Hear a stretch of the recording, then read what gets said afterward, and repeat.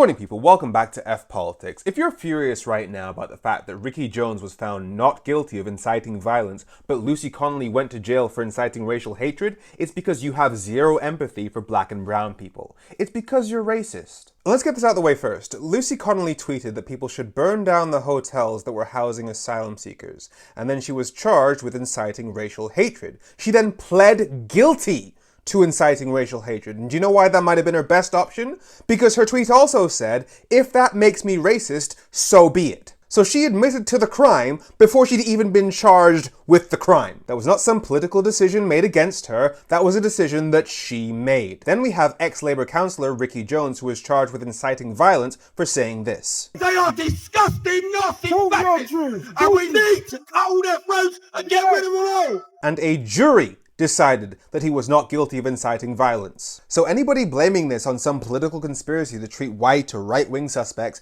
differently to how we treat left-wing or black suspects is simply ignoring the facts. Because yes, I agree, it's insane that a Labour councillor thought it was okay to call for people to be on camera and think it wouldn't cause problems. But he did not call for that harm to come to those far-right thugs in a vacuum. He called for that within the context of the riots that happened last summer. And during those riots, black and brown people were being physically attacked purely because of the color of their skin. They tried to burn people alive in that hotel in Rotherham. They attacked a black man on his own in a park. They pulled an Asian man from his car. They tried to burn down a mosque with people still inside. So the people that Ricky Jones called for harm to come to were the same people who were trying to kill anybody with his skin color. And if you had even a drop of empathy for black and brown people, you would understand what we went through last summer, knowing that simply by stepping outside of our homes, there was a risk that we could be killed purely because of the color of our skin. I've told you guys that I had a nightmare where I genuinely believed I was being pulled from my car because I'd seen it happen to that guy in Hull. And the police, though they tried, didn't have a handle on this. They were being injured themselves. What actually got the far right to stand down was people on the right side of history standing up against them. We were on our own. Now, I'm not saying that Ricky Jones was correct to call for people's throats to be slit. However, if you had a drop of empathy for what black and brown people went through, then you would not be angry that the jury decided not to send him to jail. And you especially wouldn't be trying to justify that anger by comparing this case to Lucy Connolly, who was one of the people who called for minorities to be burned alive. Like, you do understand that self-defense is a legal term. Lucy Connolly called for innocent asylum seekers to be burned alive in those hotels. The people in those hotels weren't on the streets hunting her, whereas the people that Ricky Jones called for harm to come to, they were on the streets hunting anybody with our skin color. So to imply that the two situations were the same is deluded. But also, I want to show you the full clip, because I think only this bit is what's being shown. They are disgusting, nasty fascists, and we need to cut their throats and get rid of them all. But here's what he actually said. When I was a youngster in the 70s, I went on the marches against the National Front.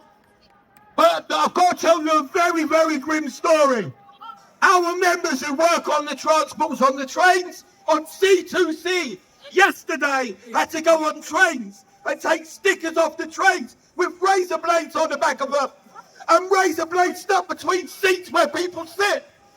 Now these people don't give a shit about who they hurt.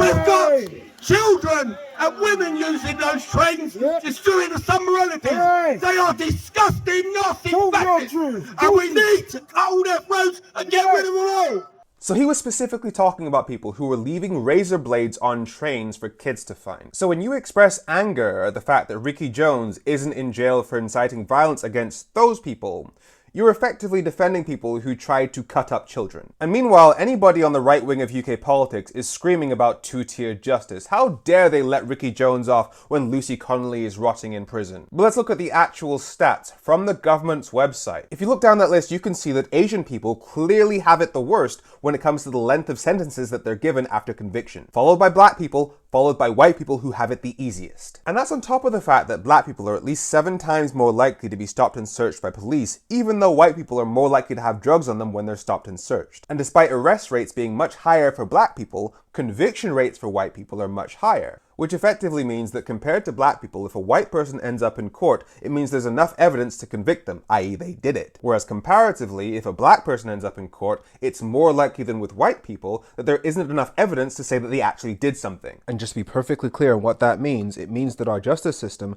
catches a hell of a lot more innocent black people than it catches of innocent white people. Which means that our system goes after black people more aggressively than it goes after white people, regardless of whether or not they've committed a crime. So the evidence of two-tier justice is clearly there, it's just not in the way that people like Nigel Farage would have you believe it is. And remember, of course, that with Lucy Connolly calling for refugees to be burned alive, people did actually try and do that. Nobody tried to slit the throats of far-right people after he said it. So one of them did actually incite violence, the other one didn't. But people like Nigel Farage have you furious that somebody who called for innocent people to be burned alive en masse is in jail, but somebody who called for death upon people who wanted to cut up children isn't. That's the two-tier justice that these people are worried about.